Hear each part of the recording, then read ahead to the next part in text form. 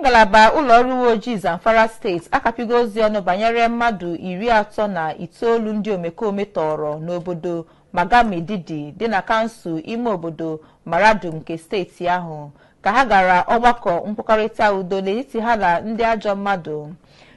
N'ịkapị ya bụ ozi ọnụ onye ndị nta akụkọ, okwuchite okwu ngalaba ụlọ ọrụ uwe ojii Zamfara steeti bụ DSP Yazid Abubakar mere ka amata na ya bụ ọdachi dapụtara ụbọchị Sọnde gara aga abalị 7 nke ọnwa Juun afọ 2026 oge ndị obodo ahụ na-esonye n'ọgbakọ etu a ga-esi kwalite ezi ọnọdụ nchekwa ndụ na akụnụba ndị mmadụ n'okirikiri ahụ.